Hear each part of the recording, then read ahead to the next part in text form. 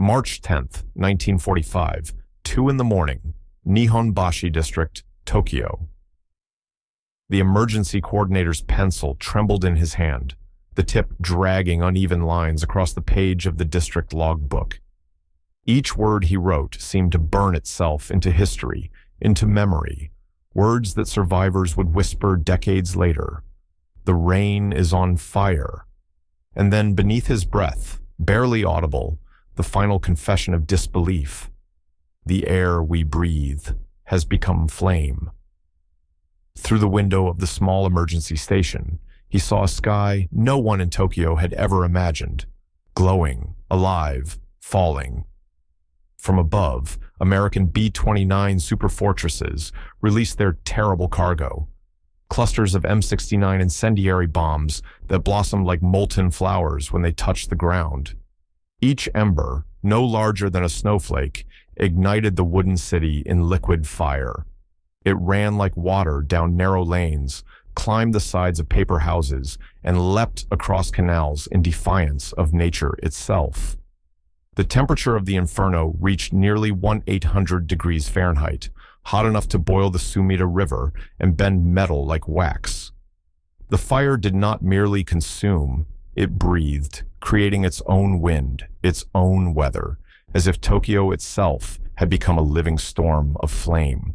In Shitamachi, where over 1 million souls lived pressed together in a patchwork of wood, bamboo, and paper, the nightmare unfolded with mechanical precision.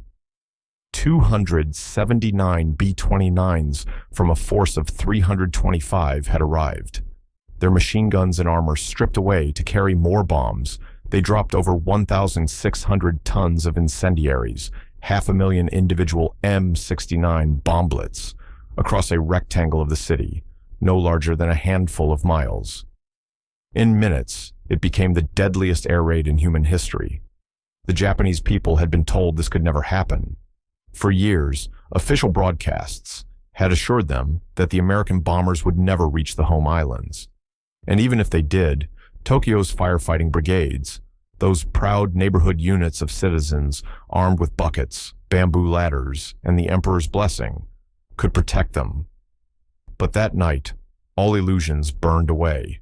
The psychological foundations of the empire, faith in invincibility, in divine protection, in the myth of the unbreakable Japanese spirit, cracked and melted beneath rivers of fire. Japan's downfall was not only written in distant island battles or fleet losses in the Pacific, it was being etched into the streets of its own capital, in the way wooden houses vanished to ash within seconds, in the way the smoke eclipsed the moon, in the way even the sound of prayer was swallowed by the roar of heat. And somewhere across the ocean, in quiet American factories, the true arithmetic of destruction was being solved by men who had never seen the cities they were erasing. Months earlier, the mechanism of that destruction had already been forged. By late 1944, the Boeing B-29 Superfortress had begun. Operations from bases in the Mariana Islands, Saipan, Tinian, and Guam, captured in blood that summer. These islands, only 1,500 miles from Tokyo, had placed Japan's beating heart within the grasp of American industry. Among the men preparing to exploit that reach was Major General Curtis LeMay, who took command of the Defense Bomber Command on January 20th, 1945. LeMay was a cold, brilliant tactician, the kind of man who believed war was a problem to be solved, not endured. He inherited a campaign built on precision daylight bombing, a doctrine carried over from Europe that had failed spectacularly in the Pacific. The jet stream, a newly discovered current of air at 30,000 feet, hurled bombs miles off target. Winds exceeding 250 miles per hour made accuracy an illusion. To make matters worse, the Wright R-3350 engines of the B-29, the most powerful ever mass-produced, burned out with disturbing frequency, their overheating cylinders transforming million-dollar aircraft into falling stars over the Pacific. By early 1945, more of America's superfortresses had been lost to mechanical failure than to Japanese flak or fighters. Yet, The decisive weapon that would change the war was not a machine at all. It was a chemical. At Harvard University, a quiet team led by Dr. Louis Fieser had been perfecting a formula since 1942. They understood what many generals did not, that 90% of Tokyo's structures were made of wood, bamboo, and paper. Conventional incendiaries, magnesium, thermite, burned fast and bright, but briefly. Fieser's solution was something far more insidious. A thickened gasoline gel that clung to any surface it touched, burning for up to 30 minutes. He called it napalm, after the combination of naphthenic and palmitic acids. By the time the mixture was finalized, the U.S. Army had already built Japanese neighborhoods in the Utah desert. At Dugway Proving Ground, they reconstructed entire city blocks, tatami floors, paper walls, sliding doors, using wood imported from Japan. The architect, Erich Mendelssohn, a German Jewish refugee who had once fled the flames of Europe, oversaw the accuracy of every beam. And when the first napalm tests began, observers watched with clinical fascination as houses built in a foreign style became glowing skeletons in minutes. The data was grimly efficient. A single 500-pound M69 cluster could ignite a 2,500 square foot area.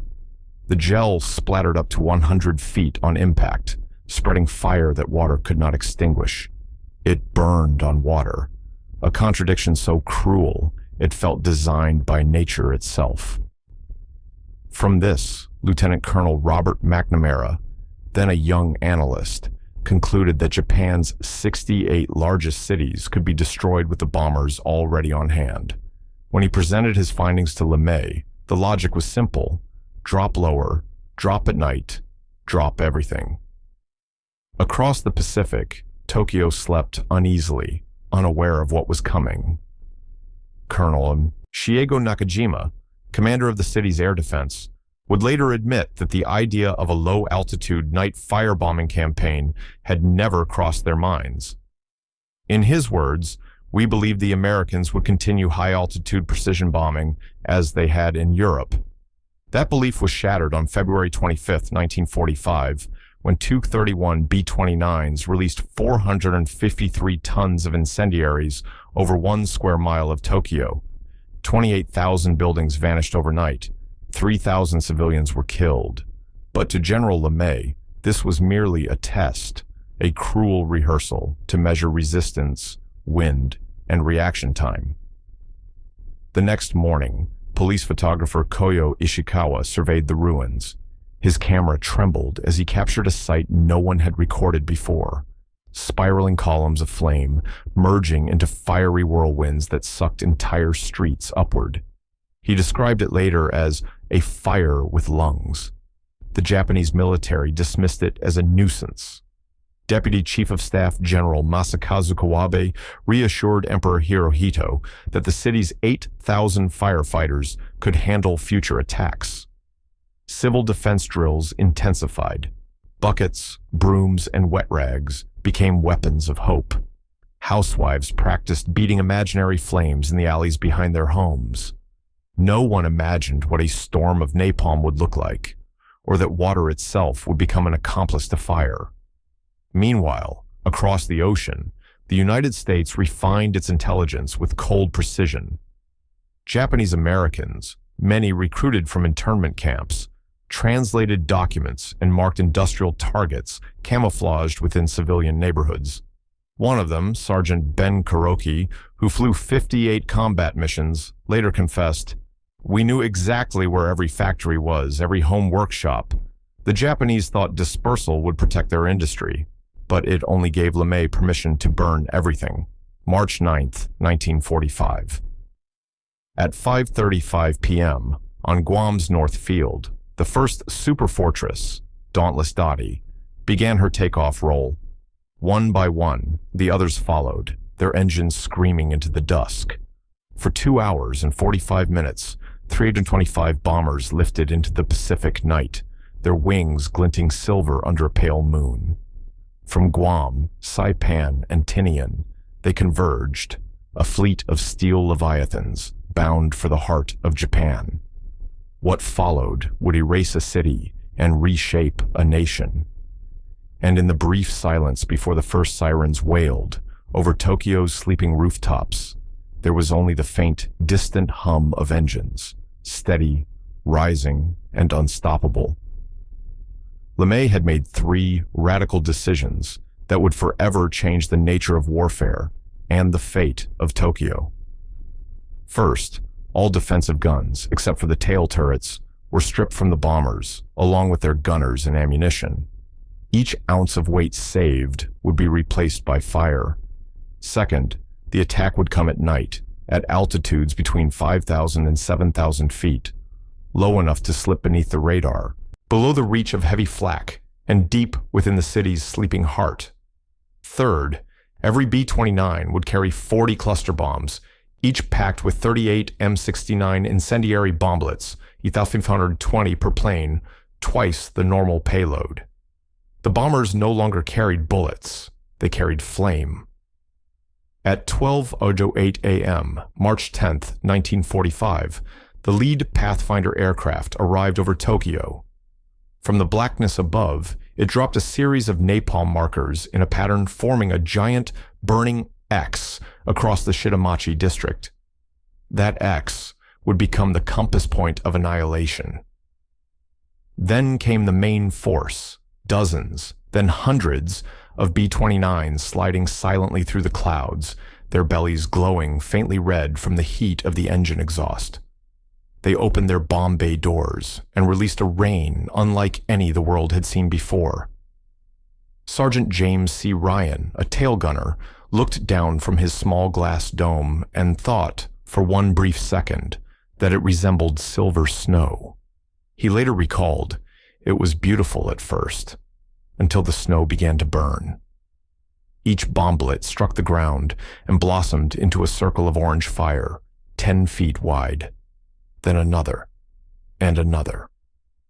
Within minutes, the circles merged into rivers, the rivers into seas, and the seas into a single, devouring storm. The weather that night turned the mission into something beyond calculation. Winds of 45 to 67 miles per hour swept in from the southwest, fanning the flames into living things. The currents joined the heat to form a monstrous breath, walls of fire, climbing 300 feet into the air. Crews flying over Tokyo Bay reported that the city below was no longer simply burning, it was convulsing. The air shimmered and bent, as if the earth itself were exhaling flame. Scientists would later name this phenomenon a firestorm, but for those who witnessed it, words could not contain what it was. Robert Morgan, pilot of one of the bombers, and once commander of the famed Memphis Belle, wrote afterward that the turbulence was worse than anything he had faced over Germany. At 5,000 feet, he said, the updrafts threw our 140,000-pound bomber around like a leaf. The heat felt alive. It wanted to reach us. Below him, the Shitamachi district, the beating heart of Tokyo's working class, was dissolving into light. It was there that Japan's small industrial workshops were hidden, tiny factories producing gears, munitions, radio parts, and aircraft valves. The government had dispersed them after the Doolittle raid of 1942, believing that scattering industry would protect it. Instead, it had given LeMay the perfect justification to target everything. Radio operator Staff Sergeant Carl Barold listened through his headset as the Japanese civil defense frequencies came alive. At first, they were calm, measured voices coordinating firefighting teams, giving orders. Then came the coughing static of panic. The words dissolved into screams, and then into silence. Station after station went dead. Within 30 minutes, the firestorm exceeded every American estimate. The air above the city glowed as if from a second sunrise. Temperatures reached 1,800 degrees Fahrenheit, hot enough to melt glass, to turn steel to liquid, to erase the boundaries between matter and air. The Sumida River, to which thousands fled for safety, began to boil. Asphalt softened and ran like wax, trapping those who tried to escape. One police commander, in a report later recovered after the war, wrote, "We had drilled for fire spreading from house to house. This was different. The fire was everywhere at once. It fell from the sky, flowed through the streets like water, jumped across the fire breaks we believed would save us." The most shocking discovery came from the M69s themselves. When they struck the ground, each bomblet burst open, spraying burning napalm up to 100 feet in every direction. The gel stuck to wood, to walls, to anything it touched, and burned until nothing remained. Firefighters watched in disbelief as the water from their hoses only spread the flames. Dr. Kubota Shigenori, head of a local rescue unit, wrote later, "It defied reason. The heat made people ignite before the flames reached them. Their clothes caught fire just from the air." His journal broke off there mid-sentence. Inside the bombers, even the airmen could feel the power of what they had unleashed. Lieutenant John Sowers, a bombardier, watched the instruments fluctuate wildly. "The thermal column was so strong," he said, "that it lifted us nearly 3,000 feet. We were supposed to be at 5,000. Suddenly we were at 8. From above, Tokyo had become a vast crucible, an artificial sun born of gasoline and air. By dawn, the scale of destruction was beyond comprehension. Reconnaissance aircraft, flying at first light, modified B-29s known as F-13s, captured the aftermath in black and white. 15.8 square miles of Tokyo were gone. Not damaged, not scarred, gone. Entire districts that had stood for centuries were erased so completely that no landmarks remained. When the first police report surfaced weeks later, the numbers were staggering. 83,793 confirmed dead, 267,000 buildings destroyed, more than 1 million homeless. Yet even these figures could not describe what survivors felt when they emerged from their shelters into the gray morning. 16-year-old Tsuchiya Masako recalled, "There were no streets, no houses, only ash. I couldn't tell where my home had been. Everyone I knew was gone." Civil order evaporated almost instantly. The Tokyo Fire Department, once confident in its preparedness, ceased to exist as an organized force within 2 hours of the raid's start. More than 1,000 firefighters perished that night. Hundreds more were left gravely burned. Their wooden ladders, hand pumps, and sand buckets, symbols of civic pride, lay scattered and melted in the ruins. In the following days, Tokyo faced a nightmare no plan had foreseen. With hospitals destroyed and morgues overflowing, the government turned schools, temples, and parks into makeshift cremation grounds. Corpses were stacked with mechanical precision by exhausted soldiers and volunteers. The heat of the fires had reduced many to fragments, leaving officials to record them not as names, but as numbers. Yoshiko Hashimoto, searching for her mother among the bodies, described the sight as beyond the limits of language. "They were small," she said quietly, "shrunken, black. You couldn't tell man from woman, or parent from child. Some were holding each other, as if the fire couldn't part them." Even Emperor Hirohito, who visited the ruins on March 18th, could not hide his shock. His aide, Marquis Kido, later recalled, "His Majesty stood for a long time without speaking. Finally he said, 'Tokyo has become a burned field. The capital of the empire has become a burned field.'" But even then, Japan's war machine did not pause. The government suppressed photographs and casualty figures, insisting that Tokyo would recover. Civilian drills continued. Orders were issued for the production of bamboo spears, as if sharpened wood could defend against fire from the sky.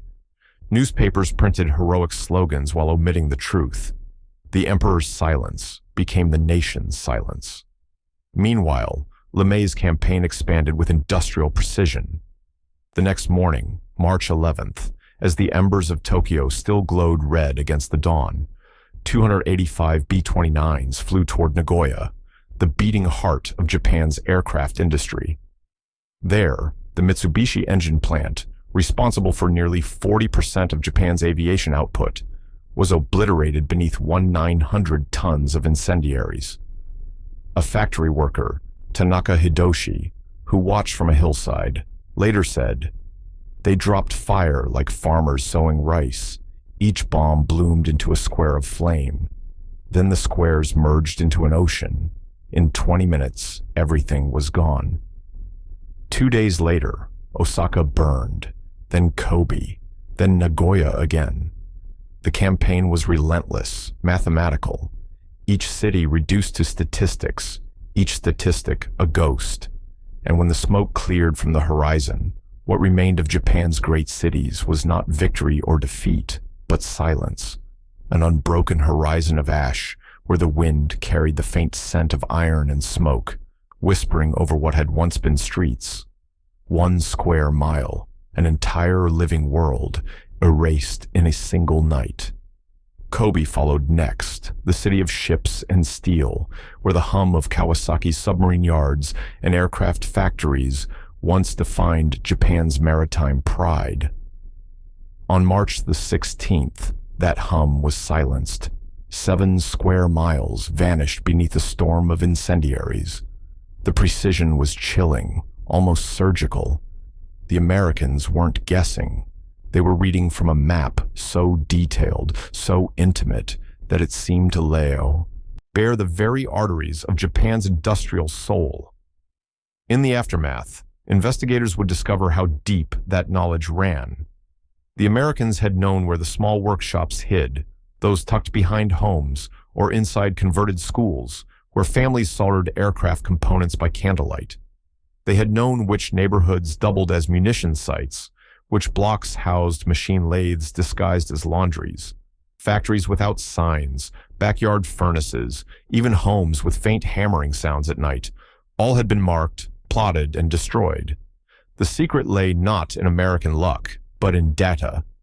Years before the war, U.S. corporations, insurance companies, and trade attachés had gathered records of Japanese industry, records that, by 1945, had become blueprints for obliteration. Japanese Americans, once imprisoned in U.S. internment camps, had been among those translating intercepted documents and decoding technical manuals. Their bilingual eyes saw what Tokyo never imagined outsiders could understand. With every translation, the veil grew thinner until Japan's war industry was laid bare to its enemies. By April 1945, the psychological strain of the firebombing began to surpass physical destruction. Japanese military psychiatrists coined a phrase for it, seishin hokai, spiritual collapse. Police reports discovered decades later revealed what few dared to admit aloud. People were beginning to question whether the emperor was divine if he could not shield them from American fire. The illusion of sacred invincibility was burning away with the cities. Lieutenant General Noru Tazoi, charged with Japan's air defense, later confessed during interrogation, "After the March raids, I knew the war was lost. The Americans could erase any city they wished. We had no defense against their fire."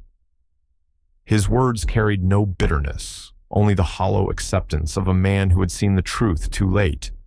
Then came another psychological weapon, one that descended from the skies, not in flame, but in paper, the American leaflets. At first, civilians treated them as tricks, mere propaganda meant to sow panic. But as days passed, they noticed something chilling. The leaflets began predicting, with eerie precision, which cities would burn next. "This city will be destroyed. Evacuate while you can."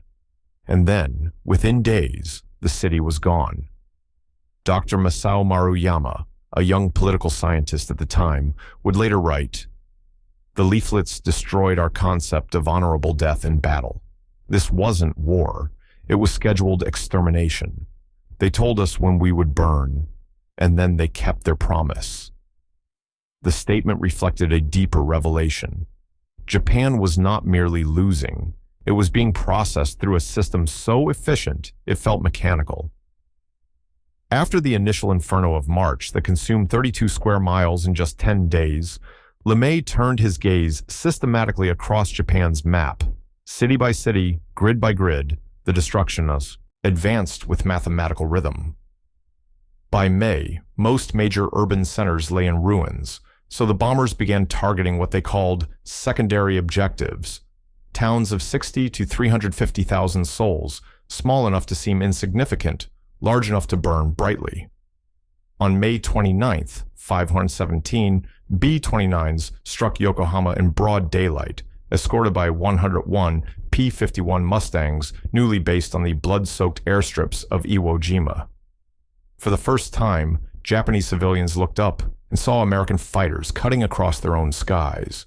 Their government had sworn such a sight was impossible. Yet there they were, glinting silver in the sun, proof that the sky, too, now belonged to the enemy. The consequences were staggering.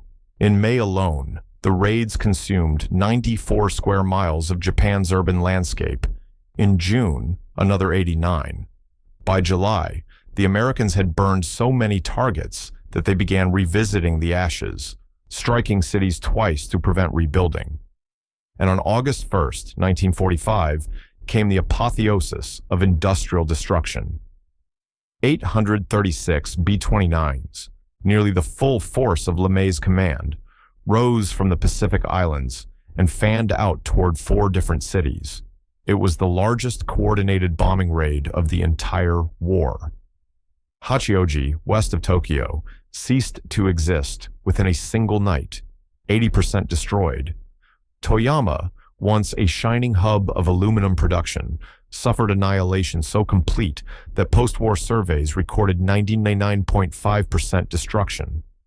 A city of 70,000 had been turned into an outline on a map, nothing more. Yet behind every statistic were faces, names, and the silent persistence of memory. One of those who refused to let memory fade was Katsumoto Sayotomi, 12 years old during the Tokyo raid.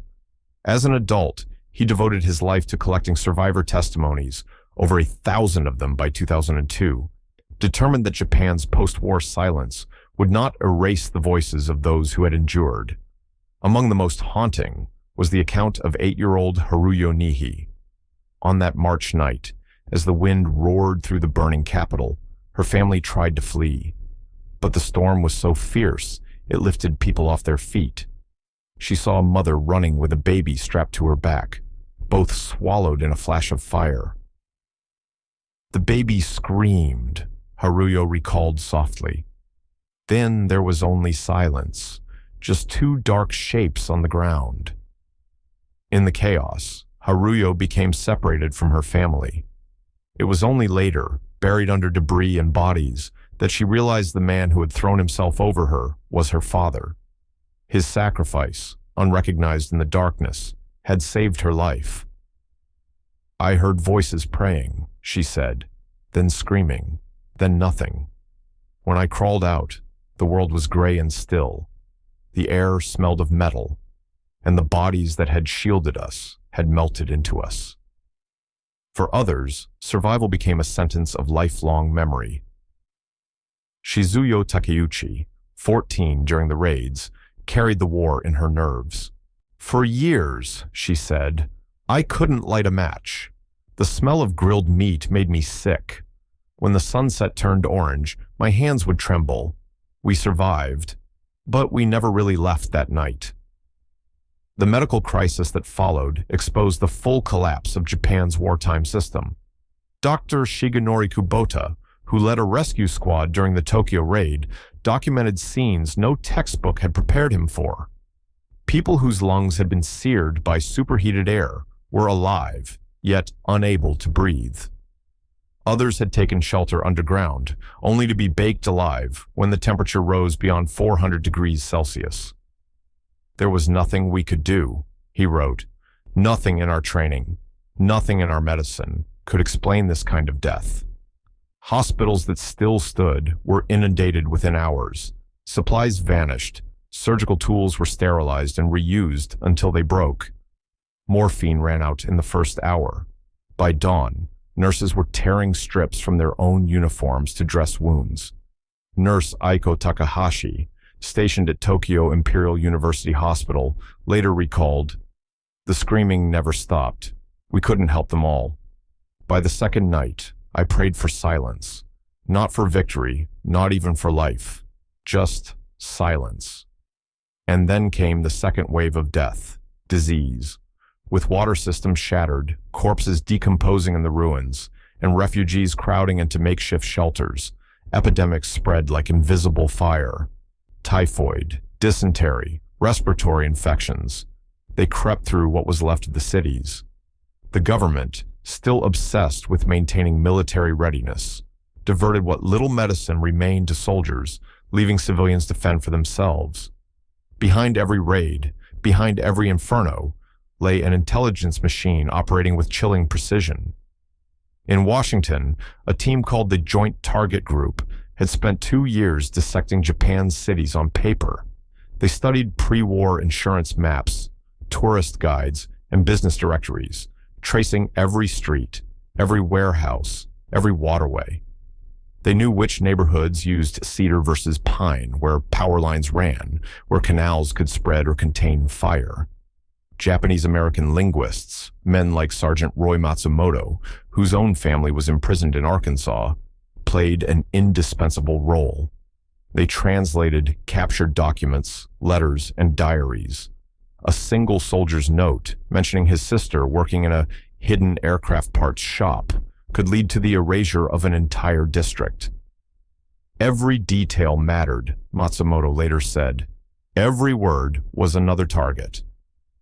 Meanwhile, agents of the Office of Strategic Services, the OSS, gathered intelligence through neutral nations. Swedish businessman Wadar Bag, secretly working for the Allies, sent coded reports about Japan's synthetic oil production and industrial output, data that shaped the bombing lists handed to LeMay's desk. And perhaps most decisive of all, the Americans had cracked Japan's military codes. They knew which airfields still had fuel, which night fighter squadrons were grounded, and where the radar gaps lay in Japan's fragile defenses. LeMay's pilots flew routes precisely threaded between danger and darkness, arriving when the sky was undefended. It was warfare conducted not by instinct, but by mathematics, where every explosion, every gust of wind, every burning mile of city was a data point in a larger equation. When the smoke finally thinned, Japan was no longer a nation of cities, but a map of voids. And in those voids, the wind moved softly, carrying only the faint rustle of ash through the shells of 1,000 silent homes. Meteorology became a weapon, silent, invisible, and as devastating as napalm itself. The American commanders had come to understand that nature could be an accomplice in war. Behind the planning tables at Guam and Tinian, weather officers studied barometric charts like battle maps, seeking the perfect combination of low humidity, high winds, and open skies. They learned to read the air itself as an instrument of destruction. Each contour line and wind current became a tactical advantage. The March 10th raid on Tokyo, which turned the capital into a sea of flame, had not been luck. It was calculation. The strong southwestern winds that night, predicted days in advance, fanned individual fires into one single monstrous conflagration. Captain Robert Nelson, chief meteorologist for the 21st Bomber Command, later admitted with a sober pride, "We knew those winds would turn scattered blazes into a single inferno. We weaponized the weather." It was a statement that captured both the ingenuity and the coldness of total war, where even the atmosphere became a tool of precision killing. The Japanese, with their limited meteorological network, could not comprehend what they were facing. They treated every air raid the same, every fire as equal, not realizing that certain nights, the clear, dry ones with a restless breeze, made defense nearly impossible. The Americans even turned deception into strategy. They sent nuisance raids during bad weather, forcing Japanese crews to scramble through storms, keeping them awake, exhausting their nerves. Then, when the skies finally cleared and the perfect winds began to stir, the real attack would come. By the time the sirens wailed again, the defenders were already drained, alert but hollow-eyed, standing beneath the same sky that would soon betray them. By July 1945, this mastery of weather and timing had done its work. Japan's will to fight was collapsing. Secret police reports told a story the government refused to face. Fewer than a third of civilians believed victory was even possible. War production had plummeted to a fraction, barely 15% of 1944 levels. 8.5 million people wandered homeless through ruins, sleeping under makeshift tarps, or fleeing to the countryside with nothing but the clothes on their backs. Cities that had once pulsed with industry and commerce now whispered with ghosts. And so, when Hiroshima and Nagasaki were struck, the world saw a new horror. But Japan, by then, was already broken. The nuclear blasts were shocking in their novelty, yes, but their toll, about 226,000 lives, was smaller than the infernos that had already consumed Tokyo, Osaka, Nagoya, Kobe. The firebombing had killed perhaps 3 times as many. It was the combination, the relentless fire, followed by the unimaginable light, that finally broke the emperor's silence. On August 15th, 1945, in his trembling voice broadcast across a stunned nation, Emperor Hirohito spoke of a new and most cruel bomb. But privately, his aides knew it was not just the atom that haunted him. Marquis Koichi Kido, one of his closest advisors, later recorded the emperor's true thoughts. The firebombing had already shown him the Americans could destroy Japan completely, city by city, without ever setting foot on its shores. The atomic bomb had merely made the process faster. Behind that destruction stood the largest industrial effort humanity had ever attempted. The B-29 Superfortress program was a marvel of engineering and organization. It cost $3 billion, more than the Manhattan Project itself. Boeing, Bell, Martin, and Fisher turned out nearly 4,000 aircraft, each one a symphony of precision. 55,000 machined parts, 8,000 purchased components, 2,000 blueprints, and 100,000 hours of labor. The Wright R-3350 engines, despite their faults, represented the very peak of piston-driven power. 18 cylinders, generating 2,200 horsepower each, enough to carry 20,000 pounds of bombs more than 3,000 miles. But even this engineering feat was dwarfed by the logistics behind it. The Americans had literally reshaped the Earth to reach Japan. On the islands of Saipan, Tinian, and Guam, engineers carved runways from coral and jungle, moving 11 million cubic yards of earth by hand and machine. North Field on Tinian became the largest airbase in the world, 6 runways, each 8,500 feet long, feeding wave after wave of bombers into the sky. 15,000 miles of communications wire laced the island. Fuel farms, shimmering in the Pacific sun, held 16 million gallons of aviation gasoline.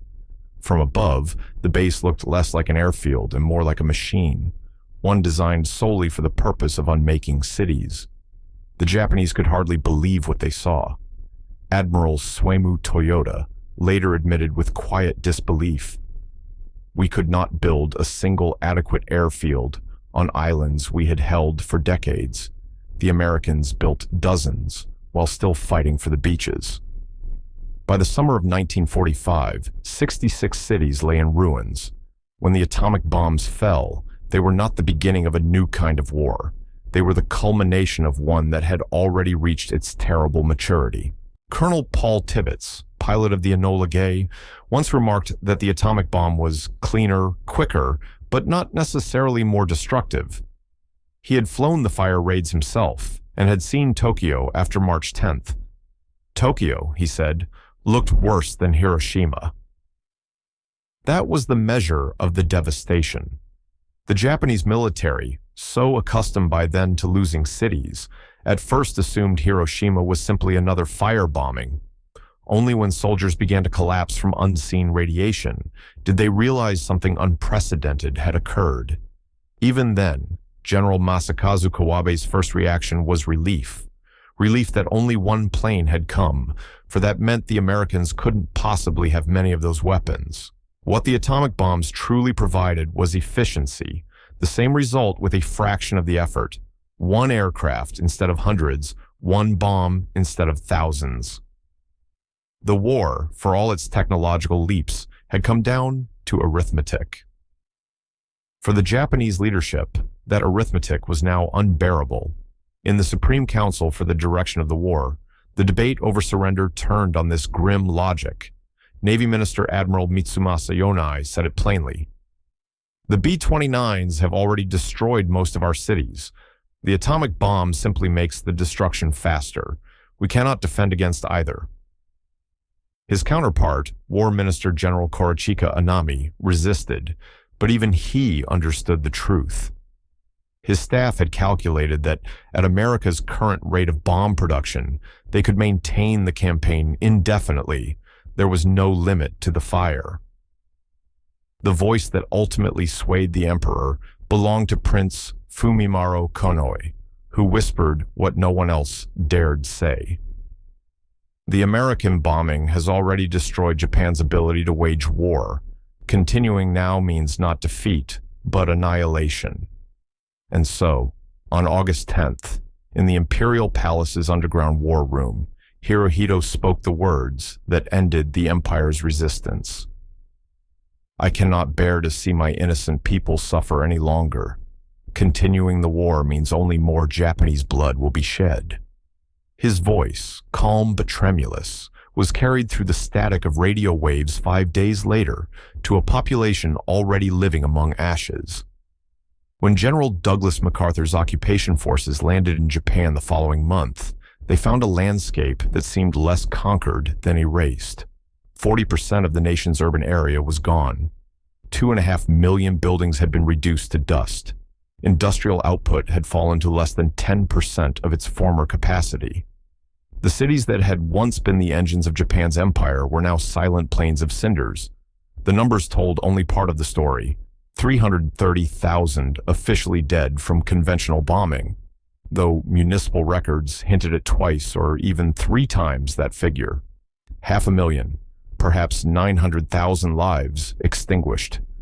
Millions more scarred, burned, blinded, or haunted by lungs that never again drew clean air. American engineers sent to survey the results were staggered by what they saw. Colonel John Montgomery wrote in his report, "There are areas 8 to 10 square miles wide where absolutely nothing remains, not even foundations, only gray ash. It looks like the surface of the moon." The U.S. Strategic Bombing Survey, completed in the weeks after surrender, reached a haunting conclusion. Japan, they said, would likely have surrendered by November 1945, even without atomic weapons or invasion, simply from the combined pressure of firebombing and naval blockade. The realization left even some of its architects uneasy. In the years that followed, as Japan rebuilt itself from ruin, survivors began to gather their memories, like fragments of a shattered mirror. Katsumoto Saotomi, once a child of the Tokyo Inferno, founded the center of the Tokyo Raids and War Damage in 2002, preserving thousands of voices history had nearly forgotten. Among them was Masako Yamada, who lost her entire family on March 10, 1945. For 40 years, she worked to record the names of the dead in her neighborhood, 3,847 souls written in her careful handwriting. Each name, a life, a sound, a memory once carried through the streets of a vanished city. And there was Haruyo Nihei, the child buried beneath bodies, who grew into a woman determined to turn horror into meaning. She became a peace educator, speaking to more than 100,000 students across Japan. Her voice never wavered when she told them what she had seen, though her eyes carried the weight of that night forever. Her message was always the same, steady and quiet. Fire can destroy a city, but forgetting can destroy a people. Outside, the cicadas sang in the summer heat, soft, persistent, eternal. War is not numbers. It is not tonnage dropped or sorties flown. War is a child watching her mother burn and being unable to help. Those who lived through the inferno rarely spoke of it for decades. Many carried its echo in silence. The smell of smoke hidden somewhere in their minds, the fear of sparks, the tremor in the chest whenever fireworks bloomed in summer skies. Testimonies gathered long after the war tell of men and women who could not bear to hear sirens again, whose hearts raced at the hiss of gas or the flicker of a lighter. Fire, for them, was no longer warmth. It was memory, and memory could wound. The weapon that burned their world, the M69 incendiary bomb, was a masterpiece of grim precision. Destruction engineered with the same care as a watchmaker's craft. Each slender bomblet held just 2.6 pounds of napalm gel, packed into a 20-inch steel tube, hexagonal like a honeycomb. But it was the mechanism, not the payload, that made it terrible. 38 of these bomblets were bound inside a single E-46 cluster. At 2,000 feet, the casing opened like a mechanical flower, scattering its seeds of fire over the city below. A brief pause, 3, maybe 5 seconds, and then white phosphorus flared, igniting the gel that burst backward through the tail. The air filled with glowing streaks, each one spraying burning napalm in a 100-foot arc, clinging to everything it touched. The napalm burned longer than anything the world had seen, 15 to 30 minutes of unstoppable heat. At Dugway Proving Ground, scientists had perfected this formula through endless testing. They found that by blending polystyrene into the mix, the substance grew sticky, stubborn. It clung to wood, to tiles, to flesh. They tested mixture after mixture, calculating how long it would take to ignite 1 square mile of cityscape, how fast the fires would merge.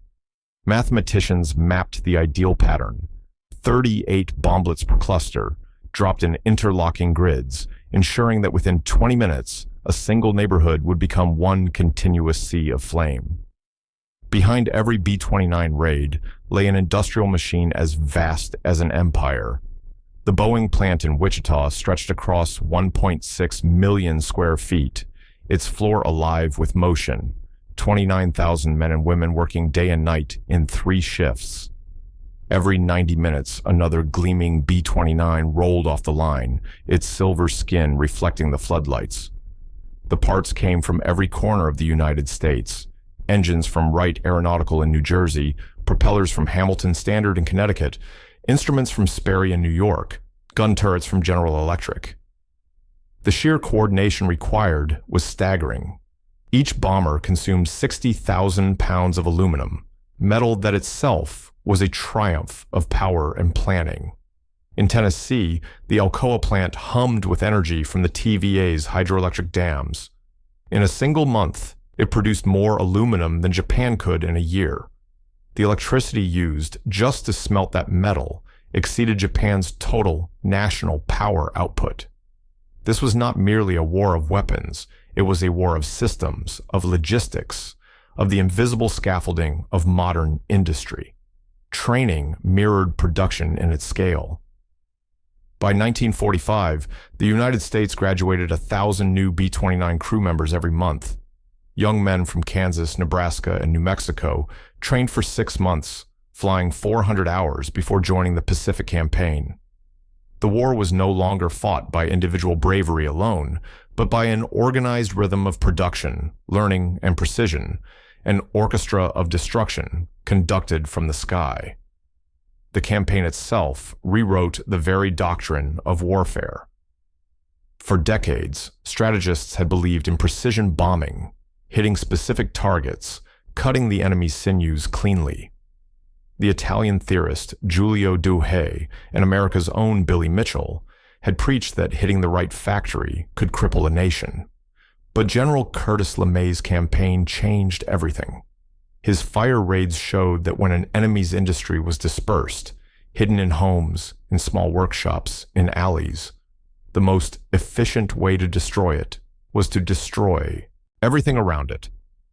Economist John Kenneth Galbraith had once proposed a theory called dehousing, arguing that if workers lost their homes, food, and transport, they could not keep factories running. LeMay's bombers proved him right in the harshest possible way. When the neighborhoods burned, production collapsed.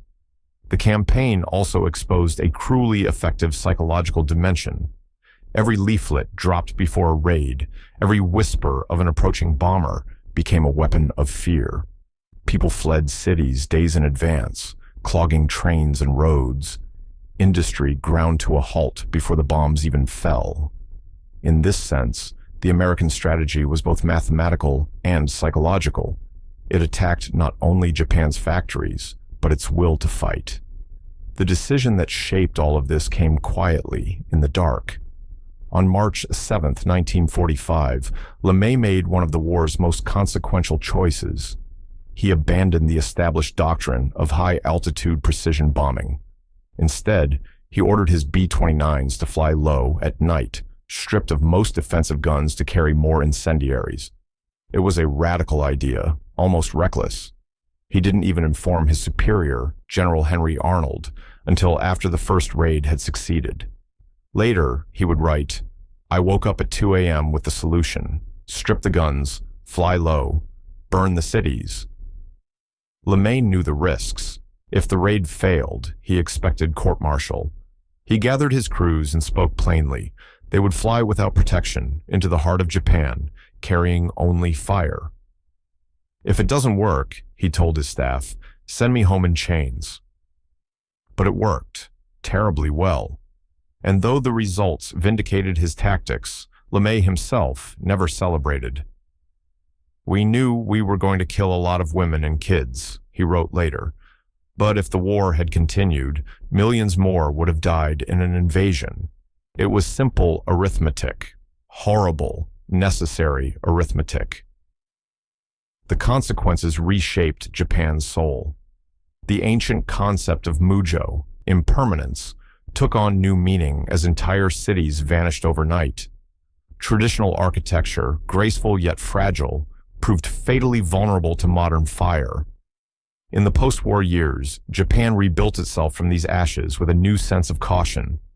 City planners widened boulevards to act as fire breaks, built parks as evacuation zones, and wrote concrete into building codes. Modern Tokyo's open spaces, those strange gaps between glass towers, are scars left by fire, carefully woven into the urban fabric. Even the Japanese language changed. Words born of tragedy entered daily speech: napalm, napalm bomb, shidan, incendiary, higashisha, bombing victim. The phrase yakin no hara, a burned field, became a national metaphor spoken in poems and politics alike. Literature and cinema turned inward, wrestling with what had been done and what it meant to live among ruins. Novelist Kobo Abe, who had witnessed bombing in Manchuria, wrote dreamlike stories about identity lost in smoke. Akira Kurosawa's early films lingered on the image of fire, flames that consumed not only buildings, but the moral certainties of a generation. Japan's art became a way of rebuilding the unseen, the conscience, the memory, the part of the nation that no blueprint could restore.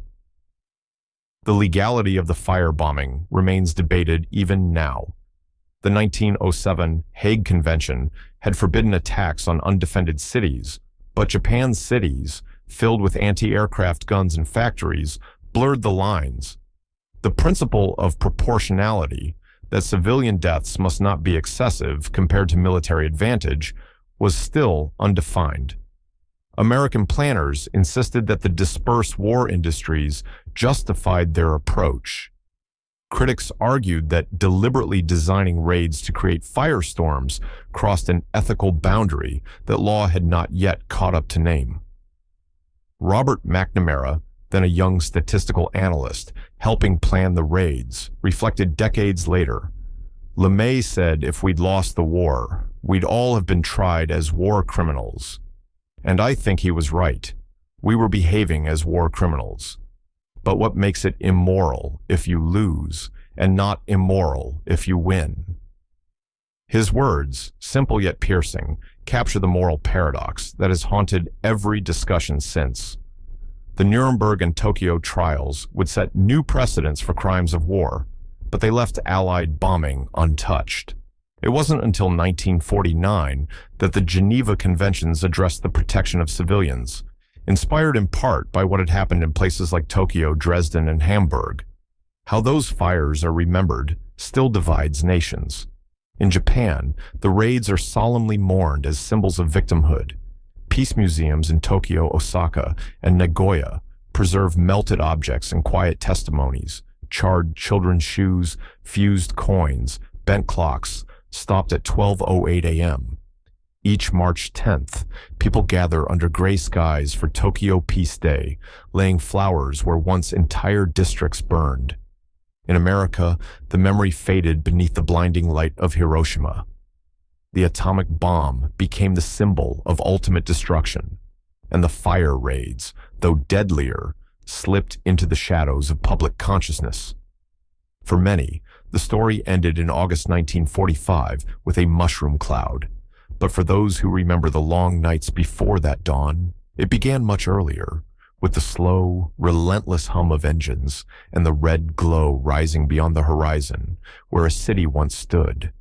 And somewhere in that glow, between the science and the sorrow, the wind still carries the faint scent of smoke. Military historians often tell this story through the clean geometry of strategy, through flight paths, tonnage, and yield, describing it as the campaign that ended the war without an invasion. But when the numbers fade, when the charts close, a quieter truth remains. Beneath the equations, there were voices, trembling, human, unresolvable. The moral questions that haunted Robert McNamara long after his youth. As a statistical analyst, rarely entered the public conversation. Men like him counted the bombs, the planes, the miles, but they also carried what could never be measured, the uneasy knowledge of what those calculations had done. In Japan, survivors like Katsumoto Saotomi, who lost everything but memory, fought for decades to have the firebombing's victims recognized alongside those of Hiroshima and Nagasaki. He believed suffering had no hierarchy, that fire and radiation were merely different instruments of the same tragedy. Yet for years, the Japanese government resisted, wary of complicating its narrative of victimhood or angering its American ally. Only recently have scholars tried to balance the scales. Historian Richard Frank in Downfall argued that the bombing saved millions by preventing an invasion. Others, like Mark Selden in the firebombing of Tokyo and Japan, emphasized the deliberate targeting of civilians, calling it what it was, a choice. The debate continues, unresolved, as though history itself cannot decide whether mercy or horror prevailed. The firebombing campaign was not only a turning point in morality, it was a transformation in science. Its innovations shaped the next half-century of warfare. Napalm, perfected for Japan's wooden cities, became a standard weapon in Korea and later in Vietnam, a substance that carried its chemistry and its conscience from one generation to the next. The cluster bomb, too, evolved. Its logic of fragmentation, many small fires replacing one great blast, became the blueprint for the precision-guided munitions of the modern age. The operational research that planned these raids, the mathematics of probability, efficiency, and kill ratios, migrated from airfields to boardrooms, becoming the language of strategy itself. McNamara would later apply these same methods as U.S. Secretary of Defense, seeking order in chaos during another war in Asia. His calculations, the same equations that once measured Japan's destruction, would define policy in Vietnam, where numbers again struggled to contain what they could never truly describe: human cost. Weather forecasting, too, advanced through this campaign. The same meteorologists who once predicted firestorms laid the groundwork for modern meteorology, studying wind, humidity, and combustion in ways that shaped not only warfare, but urban safety. Understanding how cities burned became a lesson in how to keep them from burning again. The B-29 Superfortress, the mechanical heart of the campaign, had already begun to age before the war even ended. In the coming jet age, its great piston engines would sound almost quaint. Yet the mobilization behind it, the factories, the logistics, the engineering, became the foundation for America's post-war aerospace industry, for the rockets that would later reach the moon. The war's engines of destruction became, in time, engines of exploration. As for casualties, even now the numbers shift like shadows. The United States Strategic Bombing Survey counted 330,000 dead and nearly 500,000 wounded from conventional bombing. Japanese government statistics suggested 500,000 deaths. Some historians place the true figure closer to 900,000 when delayed deaths from burn, starvation, and disease are included. But behind every number lies the same silence: streets without names, families without records. 8.5 million people displaced, 2.5 million buildings erased, 1/3 of all urban Japan turned to ash. The economic cost can be counted: 25% of the nation's wealth gone, industry reduced to 10% of capacity. But the psychological toll, that was beyond calculation. Dr. Masahiro Yamamoto's post-war study of 10,000 survivors found that 73% lived with chronic anxiety, 61% suffered recurring nightmares, 44% bore what would now be called post-traumatic stress. These were not just individuals, they were a society haunted by its own past, and their pain, unspoken, seeped into their children and grandchildren. Trauma passed like inheritance, silent yet permanent. Medical consequences endured for decades. Many survivors developed respiratory illness from inhaling smoke and ash. Burn scars caused lifelong pain. Some studies found higher rates of cancer, perhaps from the toxic residues of what had once burned through the air. Unlike the survivors of the atomic bomb, those who endured the fire raids received no national recognition, no special medical care. For them, there were no official names, only memories. General Curtis LeMay never apologized. He was not built for remorse, though he carried the weight of it in his way. Every soldier thinks something of the moral aspects of what he is doing, he wrote later, but all war is immoral. And if you let that bother you, you're not a good soldier. His deputy, Brigadier General Thomas Power, spoke more softly.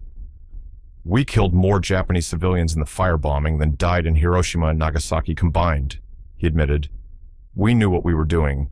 The idea was to kill enough people that Japan would surrender.